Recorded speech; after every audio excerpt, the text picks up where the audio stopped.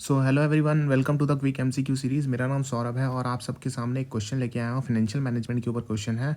Dash involves evaluation of investment based on their contribution to the aggregate performance of the entire corporation rather than on the isolated characteristics of the investment themselves.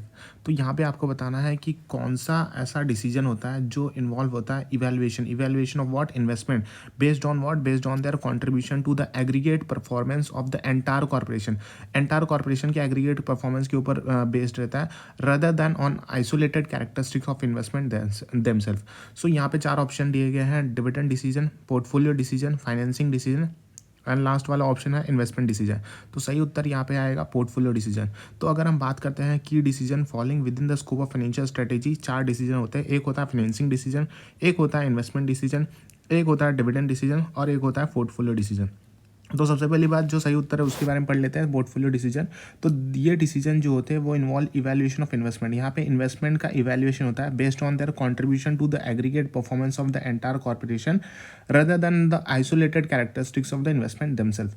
ये एक portfolio decision है। फिर financing decision क्या होता है? This decision deal with the mode of financing, कि कहाँ से फाइनेंसिंग होगा, मोड ऑफ फाइनेंसिंग क्या होगा, mix of equity and debt कितना होगा, डेट का और इक्विटी का मिक्स क्या हो सकता है। इन्वेस्टमेंट डिसीजन में क्या होता है कि फाइनेंसिंग डिसीजन के बाद this decision involves profitable utilisation of the firm fund, कि जो पैसा मिलने वाला है स्पेशली द यहाँ पे उसका यूटिलाइजेशन कैसे होगा, प्रॉफिटेबल यूटिलाइजेशन कैसे होगा, specially in the long term project. यहाँ पे कैपिटल प्रोजेक्ट में, लॉन्ग टर्म प्रोजेक्ट में कैसे उसका फंड यूटिलाइजेशन होगा।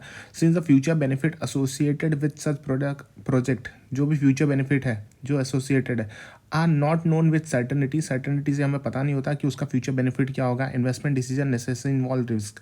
अब यहाँ पे उसकी वजह से क्या होता है, इन्वेस्टमेंट डिसीजन में बहुत ज़्यादा रिस्क होता है। The projects are therefore evaluated in relation to their expected return and risk. जो प्रोजेक्ट होते हैं उसे इवैल्यूएट किया जाता है in relation to what, in relation to their expected return and risk. And बात करते हैं फिर डिविडेंड डिसीजन की बात करते हैं। तो डिविडेंड डिसीजन बोलता है कि ये डिसीजन जो है वो डिटरमाइन करता है division of earnings between payment to the shareholders and reinvestment in the company. So यहाँ पे क्या हो रहा है, डिविडेंड डिसीजन में ये हो रहा है कि यहाँ पे डिसीजन लिया जाएगा कि क्या जो पैसा हमने अर्न किया है वो पैसा हम शेयर होल्डर्स को दे दें या वो पैसा हम री इन्वेस्ट कर दें कंपनी में। So these are the 4 decision: financing decision, investment decision, dividend decision and portfolio decision.